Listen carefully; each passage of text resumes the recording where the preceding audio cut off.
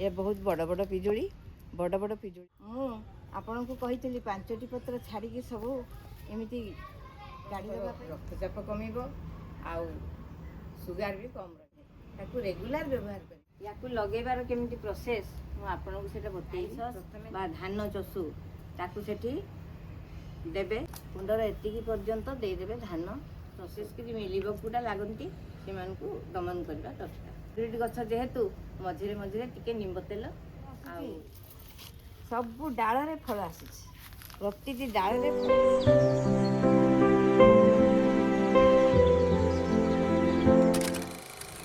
ଆସନ୍ତୁ ମୋ ଷ୍ଟାରିଂ garden YouTube ଚ୍ୟାନେଲ୍କୁ ଆପଣମାନଙ୍କୁ ସ୍ୱାଗତ।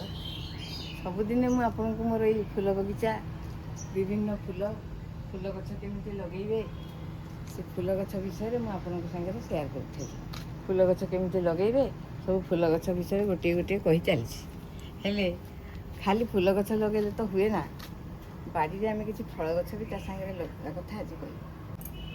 ଘରେ ଯେମିତି ତୁଳସୀ ଗଛଟି ଆମର ନିହାତି ଦରକାର, ଆମର ସନାତନ ଧର୍ମରେ ଯେମିତି ତୁଳସୀ ଗଛଟି ଲଗେଇବା ନିହାତି ଦରକାର, ଗାଧେଇକି ପାଣି ଟିକେ ଦେବା ଦରକାର, ନିହାତି ଦରକାର, ସେମିତି ମୋ ମତରେ ଆମର ସମସ୍ତଙ୍କ ଘରେ ପିଜୁଳି ଗଛଟି ରହିବା ବି ନିହାତି ଦରକାର। ପିଜୁଳି ଗଛଟି ଖାଲି ଫଳ ପାଇଁ ନୁହେଁ, ମୁଁ ଆଜି ଆପଣମାନଙ୍କୁ ତାର ଅନ୍ୟାନ୍ୟ ଉପକାରିତା ବିଷୟରେ ବି କହିବି। ଆପଣମାନେ ମନ ଦେଇ ଶୁଣନ୍ତୁ। ସମସ୍ତେ ଭାବୁଥିବେ ପିଜୁଳି ତ ବଡ଼ ବଡ଼ ଗଛ, ତା ପାଇଁ ବେଶୀ ବଡ଼ ଜାଗା ଦରକାର। ତା ନୁହେଁ, ଆପଣମାନେ ଚାହିଁଲେ ମୋ ଭଳିଆ ଏମିତି ଛୋଟ ଗାମଲାରେ ଛୋଟ କୁଣ୍ଡରେ ଆପଣ ଲଗେଇ ପାରିବେ ପିଜୁଳି ଗଛ। ପିଜୁଳି ଗଛ କୁଣ୍ଡରେ ଲଗେଇବେ, କେମିତି ଲଗେଇବେ, କେମିତି ହେବ ସେ କଥା ବି ମୁଁ ଆପଣଙ୍କୁ ବୁଝେଇବି ଆଗକୁ। କିନ୍ତୁ ଏବେ ଦେଖନ୍ତୁ ମୋର ପିଜୁଳି ଗଛ ମୁଁ କୁଣ୍ଡରେ ଲଗେଇଛି। ଇଏ ମୋର ବର୍ଷକର ଗଛ, କିନ୍ତୁ ତା ଦେହରେ ଫଳ ଆସିଲାଣି। ୟାର ଯଦି ଆଉ ଅନ୍ୟାନ୍ୟ ଯତ୍ନ ବିଷୟରେ ମୁଁ ଆପଣଙ୍କୁ ଯେତେବେଳେ ବୁଝେଇବି ଆପଣ ମନ ଦେଇ ଶୁଣିବେ। ଏ ଗଛ ଆଉ ଟିକେ ବଡ଼ ହେଲା ପରେ ତାର ସେଇ ଟ୍ରିଟମେଣ୍ଟ କରିଲେ ଅତ୍ୟଧିକ ଫଳ ହେବ, ଯାହାକି ଗଛ ପୁରା ଭର୍ତ୍ତି ହେଇକି ଫଳ ଭାଙ୍ଗି ପଡ଼ିବ, ଏତେ ସୁନ୍ଦର ହେବ। ୟାର ଆଉ ବଡ଼ ଗଛ ବି ମୁଁ ଆପଣଙ୍କୁ ଆଗକୁ ଦେଖେଇବି। ହେଲେ ଇଏ ଛୋଟ ଗଛଟି ମୁଁ କୁଣ୍ଡରେ ଲଗେଇଛି, ଆଜି ଏ ବିଷୟରେ ଆପଣଙ୍କୁ କହିବି। ୟାର ପତ୍ର ଏତେ ଉପକାରୀ, ଆପଣମାନେ ଦେଖୁଥିବେ ବି ଆୟୁର୍ବେଦିକରେ ଆୟୁର୍ବେଦାଚାର୍ଯ୍ୟମାନେ ବି କହୁଛନ୍ତି ଯେ ଆପଣମାନେ ପିଜୁଳି ପତ୍ର ସିଝେଇକି ଗୋଟେ ଗ୍ଲାସ୍ ପାଣିରେ ସିଝାନ୍ତୁ, 4ଟି ପତ୍ର ଅଧା ଗ୍ଲାସ୍ ହେଲା ପରେ ଆପଣ ତାକୁ ପିଅନ୍ତୁ। ପିଇଲେ ଆପଣଙ୍କର ରକ୍ତଚାପ କମିବ ଆଉ ସୁଗାର ବି କମ୍ ରହିବ ବା କଣ୍ଟ୍ରୋଲରେ ରହିବ ସୁଗାର। ଯେ ନିୟମିତ ୟାକୁ ବ୍ୟବହାର କରୁଥିବେ, ନୂଆ ନୂଆ ଯାହାକୁ ଡାଇବେଟିସ୍ ଧରିଲା ବୋଲି ଜାଣିବେ, ସେମାନେ ଏଇଭଳିଆ ବ୍ୟବହାର କରିବେ ଯଦି କଣ୍ଟ୍ରୋଲରେ ସେମାନଙ୍କର ରହିବ, ଯାହାକି ଔଷଧ ଖାଇବାକୁ ତାଙ୍କୁ ପଡ଼ିବନି। ସେଥିପାଇଁ ଇଏ ଗୋଟେ ଏତେ ଉପକାରୀ ଜିନିଷ, ତାକୁ ଆମେ କାହିଁକି ଘରେ ଗୋଟେ ନ ରଖିବା। ତାକୁ ରେଗୁଲାର ଭାବରେ ବ୍ୟବହାର କଲେ 2-4 ଦିନ ପିଇଦେବେ, ଛାଡ଼ିଦେବେ, ମୋର କିଛି ଲାଭ ହେଲାନି, ସେଇଟା କିଛି ନୁହେଁ। ସେମିତି ନୁହେଁ, ତାକୁ ରେଗୁଲାର ବ୍ୟବହାର କରିବେ। ସେମିତି ଯଦି ବ୍ୟବହାର କରିବେ ଇଏ ରକ୍ତଚାପ କମେଇବ, ବ୍ଲଡ଼ ସୁଗାର କଣ୍ଟ୍ରୋଲ କରିବ। ଆପଣଙ୍କର ଯଦି ଝାଡ଼ା ନାଳ ଝାଡ଼ା ହେଉଥାଏ, ହେଲେ ୟାର ଯେଉଁ ଅଗ୍ରଭାଗଟା ଦେଖୁଛନ୍ତି, ଏଇ ଅଗ୍ରଭାଗକୁ ଭାଙ୍ଗିକି ନେଇଯିବେ। ଭାଙ୍ଗିକି ନେଇଯାଇକି ତାକୁ ଟିକେ ଅଦା ସାଙ୍ଗରେ ବାଟିକି ଗୋଟେ ଗୁଳା କରିକି ଯଦି ଆପଣ ଖାଇଦେବେ, ନାଳ ଝାଡ଼ା ବି ଭଲ ହେଇଯିବ। ସେଥିପାଇଁ ଇଏ ଔଷଧୀୟ ଗୁଣରେ ବି ଆବଶ୍ୟକତା ରହିଛି, ତାର ବହୁତ ଅବଦାନ ୟାର ଆମମାନଙ୍କ ପ୍ରତି। ତେଣୁ ଆମେ ପିଜୁଳି ଗଛଟେ ବାଡ଼ିରେ କାହିଁକି ନ ଲଗେଇବା। ଯଦି ବାଡ଼ିରେ ଜାଗା ଅଛି ତଳେ ଲଗେଇବା, ଯଦି ବାଡ଼ିରେ ଜାଗା ନାହିଁ ଆମେ ଛୋଟ କୁଣ୍ଡରେ ବି ଲଗେଇକି ଉପକୃତ ହେଇପାରିବା। ବହୁତ ପିଜୁଳି ଫଳିବ, ପିଲାମାନେ ବି ଖାଇବେ, ଆପଣମାନେ ବି ଖାଇବେ, ଆବଶ୍ୟକ ହେଲେ ସାଇ ପଡ଼ିଶାକୁ ବି ଆପଣ ଦେବେ ଖୁସି। ଆଜିକାଲି ତ ସମସ୍ତେ ପ୍ରାୟ ସହର ବଜାରରେ ରହୁଛନ୍ତି। ସହରରେ ରହିଲେ ଏତେ ବଡ଼ ଜାଗା ବି କେଉଁଠୁ ପାଇବୁ। ଆମେ ପିଜୁଳି ଗଛ ତ ବଡ଼ ବଡ଼ ଗଛ, ଆମେ କେଉଁଠୁ ଜାଗା ପାଇବୁ ଏ ବଡ଼ ବଡ଼ ପିଜୁଳି ଗଛ ଲଗେଇବୁ ବୋଲି ଭାବୁଥିବେ। କିନ୍ତୁ ଆଜିକାଲି ପ୍ରାୟ ଛାତ ଉପରେ ବି ଲୋକମାନେ ଲଗାଉଛନ୍ତି। କିନ୍ତୁ ମୁଁ ଆଜି ଆପଣଙ୍କୁ ଯାହା ଦେଖାଉଛି, ଆଗେ ଯେତେବେଳେ ଦେଶୀ ଗଛ ଆସୁଥିଲା ତାକୁ ଆମେ ତଳେ ଲଗେଇଲେ ସେ ବଡ଼ ବଡ଼ ହେଉଥିଲା। ଆଜିକାଲି ତ ହାଇବ୍ରିଡ଼ ଗଛ ବାହାରିଲାଣି। ହାଇବ୍ରିଡ଼ ଗଛ ଆପଣ କିଣି ଆଣିବେ, ଛୋଟ ଗଛରେ ବହୁତ ଫଳ ପାଇବେ, ସେ ବହୁତ ଫଳ ହେବ। ଏ ଗଛ ଆଉ ଟିକେ ବଡ଼ ହେଇଗଲା ପରେ ତାର ଏଇ 5ଟି ପତ୍ର ଛାଡ଼ିକି, ଗଛ ବଡ଼ ହେଇଗଲା ପରେ 5ଟି ପତ୍ର ଛାଡ଼ିକି, ମୁଁ ଯେମିତି ମୋ ବଡ଼ ଗଛରେ ପ୍ରୋସେସ୍ କରିଛି, 5ଟି ପତ୍ର ଛାଡ଼ିକି ଏଇ ପତ୍ର ଗୁଡ଼ିକ ସବୁ ଯଦି କାଢ଼ିଦେବେ, ତାର ପ୍ରତିଟି ଗଣ୍ଠିରୁ ମୁକୁଳ ବାହାରିବ। ସେଇ ମୁକୁଳରୁ ପୁଣି ଫୁଲ ହେଇକି ସେଠୁ ଫଳ ହେବ। ଏଗୁଡ଼ା ପୁରା ଭର୍ତ୍ତି ହେଇଯିବ ଫଳରେ। ହେଲେ ଏଇଟା ମୋର ବର୍ଷକର ଗଛ ତ ସେଥିପାଇଁ ଏ ଗ୍ରୋଥ୍ ହେଇନି, ଏତିକି ହେଇଛି। ଯେତେବେଳେ ବଡ଼ ହେବ ତାକୁ ସେ ପ୍ରୋସେସ୍ କରିବି। ମୋର ବଡ଼ ଗଛଟା ବି ଦେଖେଇବି, ସେଠି ବି ବୁଝିପାରିବେ ଆପଣ ସେ ପ୍ରୋସେସ୍ କରିକି ମୁଁ କେମିତି ଲାଭବାନ ହେଇଛି। ହେଲେ ଏ ଗଛକୁ ଲଗାଇବା ପାଇଁ ମୁଁ ଆପଣଙ୍କୁ ତା'ର ପ୍ରୋସେସ୍ ବି ବତେଇବି। ଆପଣ ମନ ଦେଇ ଶୁଣନ୍ତୁ, ମୋ ସାଙ୍ଗରେ ରୁହନ୍ତୁ। ୟାକୁ ଲଗାଇବାର କେମିତି ପ୍ରୋସେସ୍ ମୁଁ ଆପଣଙ୍କୁ ସେଇଟା ବତେଇବି। ପ୍ରଥମେ ନେବେ, କୁଣ୍ଡ ଚୟନ କରିବେ, କୁଣ୍ଡରେ ଡ୍ରେନେଜ୍ ହୋଲ୍ ଦେଖିବେ, ତାପରେ ଡ୍ରେନେଜ୍ ହୋଲ୍ ଦେଖିକି ସେଠି ଆପଣ ଦେବେ ନଡ଼ିଆ କତା, ତଳେ ନଡ଼ିଆ କତା ଦେବେ ପାଣି ଛାଡ଼ି ପଡ଼ିବା ପାଇଁ। ତାପରେ ଯେମିତି ମୁଁ ଦେଖେଇଥିଲି ଆପଣଙ୍କୁ ରାଇ ସସ୍ ବା ଧାନ ଚଷୁ, ତାକୁ ସେଠି ଦେବେ। କିଛି ପରିମାଣରେ କୁଣ୍ଡର ଏତିକି ହେବା ପର୍ଯ୍ୟନ୍ତ ତାକୁ ଦେଇଦେବେ, କୁଣ୍ଡର ଏତିକି ପର୍ଯ୍ୟନ୍ତ ଦେଇଦେବେ ଧାନ ଚଷୁ। ତା ଉପରେ ଦେବେ ଆମର ସଏଲ୍ ମିକ୍ସ। ଖାଲି ମାଟିରେ ତ ଦେଲେ ସେ ସାର ପାଇବନି, ଖାଦ୍ୟ ସାର ନ ପାଇଲେ ଗଛଟା କେମିତି ବଢ଼ିବ ବା ଫଳ ହେବ। ହେଲେ ଆମେ ସେଠି ଦେବା ଗୋବର ଆଉ ଭର୍ମି କମ୍ପୋଷ୍ଟ, ନିମ୍ବ ପିଡ଼ୁଆ, ଆଉ ଦେବା ଟିକେ ଆମର ଯେଉଁ ଅର୍ଗାନିକ୍ ରଖିଛୁ ସିୱିଡ୍ ଆଉ ଅର୍ଗାନିକ୍ DAP ମିଶାଇକି ତାକୁ ଗୋଳେଇବା। ଗୋଳେଇକି ତାକୁ ଆମେ ସେଠି ମାଟି ସାଙ୍ଗରେ ମିଶାଇ ସାରି ସେଠି ତାକୁ ଭର୍ତ୍ତି କରିଦେବା। ସେମିତି ମଝିରେ ଟିକେ ଗାତ କଲା ପରି କରିକି ସେ ଗଛକୁ ଆଣିକି ନର୍ସରୀରୁ ଆଣିଥିବା ଗଛକୁ ପ୍ୟାକେଟ୍ରୁ କାଟିବେ, କାଟିକି ତାକୁ ମଝିରେ ବସେଇବେ, ପୁଣି ତାକୁ ମାଟି ଭର୍ତ୍ତି କରିଦେବେ।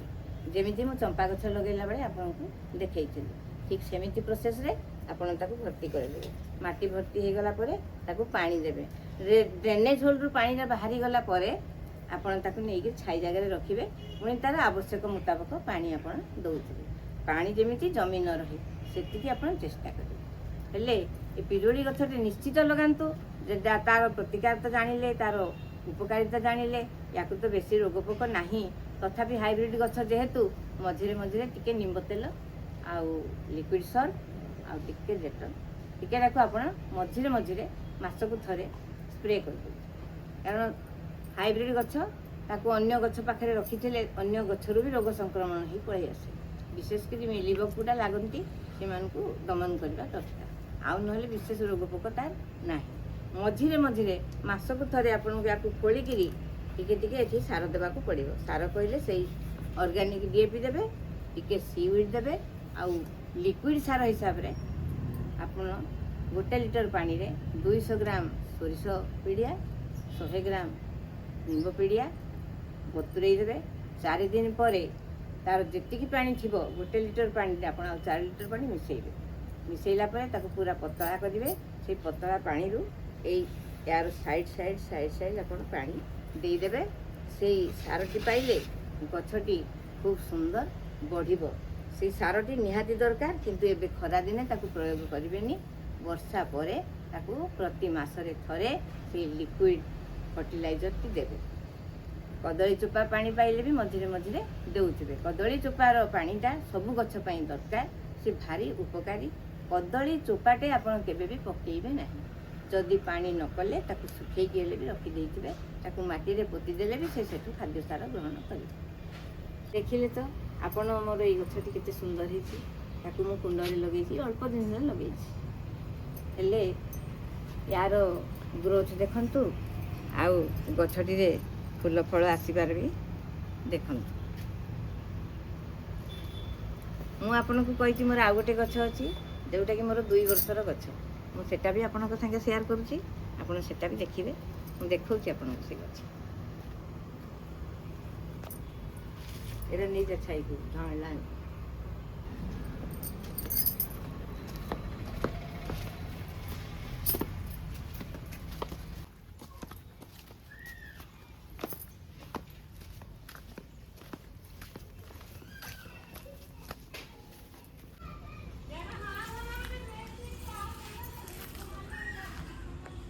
ଆସନ୍ତୁ ଦେଖିବା ମୋର ସେଇ ଗଛ। ମୁଁ ଯେଉଁ କହୁଥିଲି ଆପଣଙ୍କୁ, ଏଇଟା ମୋର 2 ବର୍ଷର ଗଛ।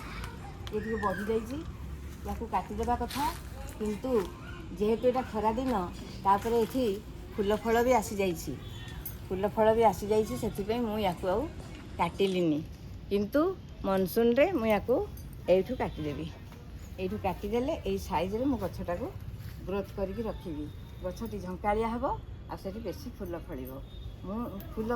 ଫୁଲ ହେବ ଆଉ ଫଳ ହେବ। ମୁଁ ଆପଣଙ୍କୁ କହିଥିଲି 5ଟି ପତ୍ର ଛାଡ଼ିକି ସବୁ ଏମିତି କାଢ଼ିଦେବା ପାଇଁ। ମୁଁ ସବୁକୁ କାଢ଼ି ଦେଇଥିଲି। ହେଲେ ଦେଖନ୍ତୁ ତାର ମୁକୁଳ ବାହାରିକିରି ଏଠି ପୁଣି ଫୁଲ ଫଳ ଆସିଗଲାଣି। ଏମିତି ସବୁ ଗଣ୍ଠିରେ ଏମିତି ମୁକୁଳ ଆସିବ, ଏମିତି ମୁକୁଳ ଆସିବ, ଏମିତି ମୁକୁଳ ଆସିବ। ତାପରେ ସେଠି ସବୁ ଫଳ ଭର୍ତ୍ତି ହେଇକି ଫଳିବ। ଏଠି ବି ଦେଖନ୍ତୁ ସେମିତି ହେଇକିରି ଇଏ ବି ଆସିଗଲାଣି ଫୁଲ ଫଳ। ସବୁ ଡାଳରେ ଫୁଲ ଫଳ ଆସିଗଲାଣି। 5ଟି ପତ୍ର ଛାଡ଼ିକି ସବୁ ପତ୍ର ମୁଁ ଖୋଲି ଦେଇଥିଲି। ଏଇ ଦେଖନ୍ତୁ ଏଗୁଡ଼ା ସବୁ ବାହାରୁଛି। ଏଇଠି ସବୁରେ ପତ୍ରରେ ଫୁଲ ଆସିବ, ଫଳ ହେବ। ସବୁ ଗଛରେ ଫଳ, ସବୁ ଡାଳରେ ମୋର ଫଳ ଲାଗିଛି। ସବୁ ଡାଳରେ ମୋର ଫଳ ହେଇଛି। ଏଇ ଦେଖନ୍ତୁ ଏମିତି ଫଳ ହେଇଛି। ଏ ବହୁତ ବଡ଼ ବଡ଼ ପିଜୁଳି, ବଡ଼ ବଡ଼ ପିଜୁଳି ହେବ। ଆପଣମାନେ ଦେଖିଲେ ଖୁସି ହେଇଯିବେ। ଖାଇବାଠୁ ଦେଖିବାରେ ବେଶୀ ଖୁସି ମିଳେ, ଆପଣ ଜାଣିଛନ୍ତି। ଏତେ ଫଳ ଆସିଛି, ସବୁ ଡାଳରେ ଫଳ ଆସିଛି। ପ୍ରତିଟି ଡାଳରେ ଫଳ ଆସିଛି, କେଉଁଠି ଆଉ ଛାଡ଼ିନି। ଏଇ ଦେଖନ୍ତୁ ସବୁ ଡାଳରେ ତଳେ ଉପରେ ସବୁ ଆଡ଼େ ଫଳ ଆସିଛି, ବହୁତ ଫଳ ଆସିଛି। ଏଗୁଡ଼ା ସବୁ ଯେତେ ମୁକୁଳ ବାହାରିଛି ସବୁରେ ଫଳ ହେବ। ୟାର ଯତ୍ନ କହିଲେ ସେମିତି ଟିକେ ହାଡ଼ ଗୁଣ୍ଡ ତାକୁ ପ୍ରୟୋଗ କରିବେ। ତଳେ ଅଛି ଯେହେତୁ ହାଡ଼ ଗୁଣ୍ଡ ଆଉ ଭର୍ମି କମ୍ପୋଷ୍ଟ ଆଉ ଅର୍ଗାନିକ୍ DAP ଆଉ ଆପଣଙ୍କର ସିଉଇଡ୍ ସେତିକି ଦେଇକିରି ମୁଁ ୟାକୁ ଟିକେ ଯତ୍ନ କରିଦେଇଥିଲି। ଖୋଳିକି ମୂଳଟା ତାକୁ ସାର ଦେଇଦେଲା ପରେ ଏତକ ତାର ଦେଖେଇଲି ଆପଣଙ୍କୁ ସାମ୍ନାରେ କେତେ ଫଳ କେତେ ଫୁଲ ଆସିଛି। ଛୋଟ ଗଛଟିଏ ଡାଳରେ ଦେଖନ୍ତୁ ଫଳ ଆସିଛି। ହେଲେ ଏଠି ଡାଳରେ ପତ୍ର ନାହିଁ ବୋଲି ଆପଣ ଭାବୁଥିବେ। ଏଇଠି ପତ୍ର ଥିଲା। ମୁଁ ଆପଣଙ୍କୁ ଯେଉଁ ବତେଇଥିଲି 5ଟି ପତ୍ର ଛାଡ଼ିକିରି ସବୁ ପତ୍ର କାଢ଼ି ଦେଇଥିଲି। ସବୁ ପତ୍ର ମୁଁ କାଢ଼ି ଦେଇଛି, କିନ୍ତୁ ସବୁ ଜାଗାରେ ମୁକୁଳ ବାହାରୁଛି। ସବୁ ଜାଗାରେ ମୁକୁଳ ବାହାରୁଛି। ଆଉ ମୁକୁଳ ବାହାରିଲା ପରେ ଏମିତିକା ରେଜଲ୍ଟ ମିଳିବ। ଏମିତିକା ଫୁଲ ଫଳ ହେବ। ସବୁ ଡାଳରେ ହେବ, ସବୁ ପତ୍ରରେ ବାହାରିବ ଫଳ ଆଉ ଫୁଲ। ହେଲେ ଗଛଟା ପୁରା ଭର୍ତ୍ତି ହେଇଯିବ ଫଳରେ। କେତେ ଭଲ ଲାଗିବ କୁହନ୍ତୁ ତ, କେତେ ସୁନ୍ଦର ଦେଖାଯିବ। ଏଇ ଫଳ ଗୁଡ଼ିକ ଏବେ ଟିକେ ଟିକେ ହେଇଛି। ଏ ଫଳ ଗୁଡ଼ିକ ବଡ଼ ବଡ଼ ହୁଏ, ବଡ଼ ଜାତୀୟ ପିଜୁଳି। ଏଇଟା ବି ହାଇବ୍ରିଡ୍ ପିଜୁଳି। ମୁଁ ବି ତାକୁ ନର୍ସରୀରୁ ଆଣିକି ଲଗେଇଥିଲି 2 ବର୍ଷ। ହେଲେ ଏତେ ସୁନ୍ଦର ସେ ଛୋଟରୁ ଫଳ ହେଉଛି। ପ୍ରଥମେ ଗୋଟେ, ଯୋଡ଼େ, 3ଟା ଏମିତି ଫଳ ହେଉଥିଲା। ଏ ଗତ ବର୍ଷ ଟିକେ ବେଶୀ ଆସିଥିଲା, 6-7ଟା ଖଣ୍ଡେ। ଏଥର ପୁରା ଡାଳ ସାରା ଝାଙ୍କି ହେବ। ୟାକୁ ଗୋଟେ ସପୋର୍ଟ ଦେବାକୁ ପଡ଼ିବ, ନହେଲେ ଏ ଗଛ ସମ୍ଭାଳିବନି। ହେଲେ ଡାକ୍ତରମାନେ କୁହନ୍ତି ଗୋଟେ ଏପୁଲ୍ ଡେଲି ଖାଇବେ। ପୁଣି କୁହନ୍ତି ଯେ ଆପଣ 10ଟା ଏପୁଲ୍ ଖାଇବା ସାଙ୍ଗରେ ଗୋଟେ ପିଜୁଳି ଖାଇବା ସମାନ। ଆଉ ଏପୁଲ୍ଟା ହେଲା ଆମ ଏରିଆର ଗଛ ନୁହେଁ, ସେ ବାହାରୁ ଆସୁଛି ଏକ୍ସପୋର୍ଟ ହେଇକିରି। କେବେଠୁ ସେମାନେ ବନ୍ଦ କରିକିରି ପଠାଉଛନ୍ତି, କେମିକାଲ ଦେଇକି ପଠାଉଛନ୍ତି। ତାକୁ ଖାଇକିରି ଆମେ ସମସ୍ତେ ଯାହା ହେଲା ଖାଇକି କାମ ଚଳାଉଛୁ। କିନ୍ତୁ ଗୋଟେ ତାଜା ପିଜୁଳି ଗଛରୁ ତୋଳି ନେଇକି ଖାଇଲେ ତାକୁ 10 ଗୁଣ ଉପକାର ଆମେ ପାଇବା। ତେଣୁ ଆମେ କାହିଁକି ଲଗେଇବାନି ପିଜୁଳି ଗଛଟେ କହିଲେ? ସମସ୍ତେ ଲଗାନ୍ତୁ। ଏ ଗଛଟାକୁ ମୁଁ ଏତେ ବଡ଼ କରିବିନି, ଏରେ ବଡ଼ ହେଇଯାଇଛି ଯେହେତୁ ଖରା ଦିନ ହେଇକି ବଢ଼ିଯାଇଛି। ତାକୁ କିନ୍ତୁ କାଟିବି, ଏ ଗଛକୁ ଝଙ୍କାଳିଆ କରି ରଖିବି। ଆଉ ବହୁତ ଫଳ ଯେମିତି ହେବ ତାର ଉପାୟ ମୁଁ ଅବଲମ୍ବନ କରିବି, ଆପଣଙ୍କ ସାଙ୍ଗେ ସେୟାର କରିବି। ୟାକୁ କୁଣ୍ଡରେ ଲଗେଇଲେ ବି ସେଇ ସମାନ ଫଳ ଆପଣ ପାଇବେ। ଆଉ ଯେତିକି ଫଳ ହେବ ଆପଣ ନିଜେ ଖାଇକି ଖୁସି ହେବେ, ଛୁଆମାନେ ଖାଇକି ଖୁସି ହେବେ, ଆପଣ ପଡ଼ିଶାରେ ବି ବାଣ୍ଟି ପାରିବେ।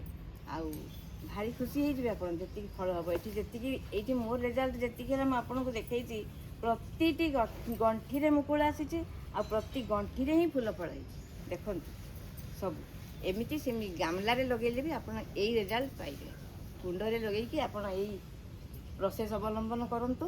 ୟାର ବିଶେଷ କିଛି ସେମିତି ଯତ୍ନ ନେବା ଆବଶ୍ୟକତା ପଡ଼େ ନାହିଁ। କିନ୍ତୁ ମଝିରେ 6 ମାସରେ ଥରେ ବି ଆପଣ ତାକୁ ସାର ଯଦି ଦେବେ ଚଳିବ। ସୋରିଷ ପିଡ଼ିଆ ଲିକ୍ୱିଡ଼ ଫର୍ଟିଲାଇଜରଟା ଯେତେବେଳେ ଆମ ଖରାଦିନ ପରେ ଆମେ ଦେବା ଆରମ୍ଭ କରିବା, ସେତେବେଳେ ବି ଆପଣଙ୍କ ସାଙ୍ଗେ ସେୟାର କରିବି କେମିତି ଲିକ୍ୱିଡ଼ ଫର୍ଟିଲାଇଜରଟା ଦିଆଯାଏ। ଆଉ ଲିକ୍ୱିଡ଼ ଫର୍ଟିଲାଇଜର ମଝିରେ ଦେଉଥିବେ। ଖରାଦିନ ଛାଡ଼ିକି ଅନ୍ୟ ଦିନରେ ମଝିରେ ଦେଉଥିବେ। ତାକୁ ତ ପାଣି କରିକି ଟିକେ ଢାଳି ଦେବା କଥା ମୂଳରେ। ଏଥିରେ କିଛି ବିଶେଷ କିଛି ପରିଶ୍ରମ ନାହିଁ। ତାକୁ ଟିକେ ଦେବେ। ଆଉ ୟାର ବିଶେଷ ଯତ୍ନ ବି ସେମିତି କିଛି ନାହିଁ। ତାକୁ ବୁଦାଳିଆ କରି ରଖିବେ। ଆପଣ ଚାହିଁଲେ ତଳେ ଲଗେଇ ପାରନ୍ତି। ଯଦି ଆପଣଙ୍କ ପାଇଁ ଜାଗା ଅଭାବ, ତାହେଲେ ଆପଣ ଛାତ ଉପରେ ବି କୁଣ୍ଡରେ ଲଗେଇକି ଉପକୃତ ହେଇପାରିବେ। ଇଏ ତ ସାଧାରଣ ସନଲାଇଟ୍ ପ୍ରିୟ। ଇଏ ସନଲାଇଟ୍ ପୂର୍ଣ୍ଣ ମାତ୍ରାରେ ସନଲାଇଟ୍ ଦରକାର। ସିଏ ସୂର୍ଯ୍ୟକିରଣ ନ ପାଇଲେ ଖାଦ୍ୟ ତିଆରି କରିପାରିବନି। ତାର ପତ୍ର ଯେତିକି ସତେଜ ଥିବ ସେ ସେତିକି ଖାଦ୍ୟ ତିଆରି କରିପାରୁଥିବ। ତେଣୁ ୟାକୁ ସୂର୍ଯ୍ୟକିରଣ ଜାଗାରେ ଆପଣ ରଖିବେ। ଆପଣଙ୍କୁ ତ ମୁଁ ଏଇ ଗଛ ବିଷୟରେ ଦେଖେଇଲି। ମୋର 2 ବର୍ଷର ଗଛ ଆପଣ ଦେଖିଲେ। କେତେ ସୁନ୍ଦର ହେଇଛି କୁହନ୍ତୁ ତ। କେତେ ଫୁଲ କେତେ ଫଳ ଢାଙ୍କି ହେଇଛି ଗଛରେ, ଦେଖିଲେ କେତେ ସୁନ୍ଦର ଲାଗୁଛି। ହେଲେ ୟାକୁ କୁଣ୍ଡରେ କେମିତି ଲଗାଯାଇପାରିବ ସେ ବିଷୟରେ ବି ମୁଁ କୁଣ୍ଡରେ ଲଗେଇକି ଆପଣମାନଙ୍କ ସାଙ୍ଗେ ସେୟାର କଲି। ମୁଁ କୁଣ୍ଡରେ ବି ଗଛ ଲଗେଇଛି, ସେଥିପାଇଁ ମୁଁ ଆପଣଙ୍କୁ ଦେଖେଇବି ବୋଲି ମୁଁ କୁଣ୍ଡରେ ଗଛ ଲଗେଇଛି। କୁଣ୍ଡରେ ଗଛ ଲଗେଇକି ମୁଁ ନିଜେ କେମିତି ଉପକୃତ ହେବି, ଆପଣମାନେ ଉପକୃତ ହେବେ। ପୁଣି ଯେତେବେଳେ ଫଳ ହେବ ମୁଁ ଆପଣଙ୍କ ସାଙ୍ଗେ ସେୟାର କରିବି। ଭାବୁଛି ଆପଣ ପିଜୁଳି ଗଛ ବିଷୟରେ ସମ୍ୟକ ଜ୍ଞାନ ନିଶ୍ଚୟ ପାଇଯାଇଥିବେ। ଆଉ ଅଧିକ ଆଉ କ'ଣ କହିବି, ଆଜି ପିଜୁଳି ଗଛ ବିଷୟରେ କହିଲି। ପୁଣି ଆଗକୁ ଆପଣଙ୍କ ପାଇଁ ଅନ୍ୟ ଗଛ ଆଣିବି, ଆପଣଙ୍କ ସାଙ୍ଗେ ସେୟାର କରିବି। ଆପଣମାନଙ୍କୁ ମୁଁ ଅନୁରୋଧ କରିବି, ସମସ୍ତେ ବାଡ଼ିରେ ପିଜୁଳି ଗଛଟିଏ ଲଗାନ୍ତୁ। ଖାଲି ଫଳ ନୁହେଁ, ଔଷଧୀୟ ଗୁଣ ପାଇଁ ବି ଲଗାନ୍ତୁ, ସେଇଟା ମୋର ଅନୁରୋଧ। ପିଜୁଳି ଗଛ ବିଷୟରେ ଏତେ କଥା ଆପଣଙ୍କୁ କହିଲି। ଯଦି ଆପଣଙ୍କୁ ଭଲ ଲାଗିଲା ଆପଣ ମୋତେ ଭଲ ପାଇବା ଦେବେ, ଆଉ ମୋ ଭିଡ଼ିଓକୁ ଲାଇକ୍ ସେୟାର ଆଉ କମେଣ୍ଟ ମାଧ୍ୟମରେ ମୋତେ ଜଣାଇବେ। ସବସ୍କ୍ରାଇବ୍ କରିବେ। ରହିଲି, ଜୟ ଜଗନ୍ନାଥ।